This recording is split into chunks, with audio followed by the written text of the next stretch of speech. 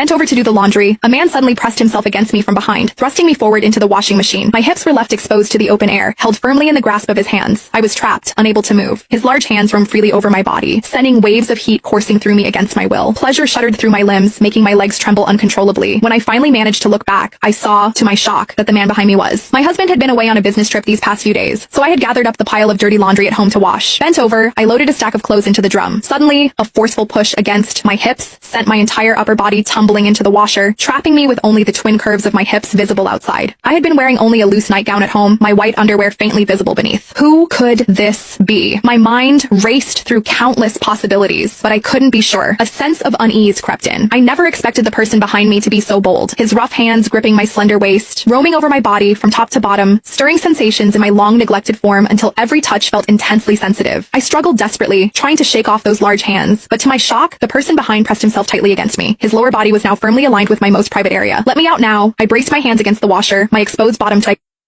Couldn't free myself. I could feel the hardening shape pressed against me through the fabric, rubbing persistently against that sensitive spot until my whole body tingled. A fire seemed to ignite low in my belly, and a damp warmth began to gather below. Sensing the danger, I pushed back with all my strength, trying to retreat from the machine, but instead, I ended up pressing right against him. That massive part of him had somehow freed itself from his pants, and now pressed insistently against my panties, poised and ready. My backward movement seemed to catch him off guard, and he thrust forward instinctively. Don't! The sensation nearly overwhelmed me, my legs trembling involuntarily. I tried desperately to squirm deeper into the washer to escape his body, but with every inch I retreated, he pressed forward until I had nowhere left to go. What are you doing? Ah, please stop. I pleaded in fright, yet my voice betrayed me, growing increasingly sweet and breathy. Encouraged by my reaction, he held me firmly in place, lifting my lower body almost completely off the ground. Why are you wearing so little at home, Scarlett? Let me give you a hand. What? The man behind me was actually my father-in-law. My ears burned with shame, my entire body flushed and restless with heat. A memory surfaced. When I had first married into the family, I'd seen my father-in-law in shorts, unable to conceal his considerable size, and I'd often noticed my stockings in the bathroom would mysteriously end up soiled. Could it have been him? Had he taken them? The man behind me was in his 50s, yet his raw strength rivaled that of a man 20 years younger, stirring in me a pleasure I'd never known before. The fire of desire threatened to consume my reason. Clinging to my crumbling resolve, I begged him tearfully to stop, fighting against the maddening itch coursing through my body. No,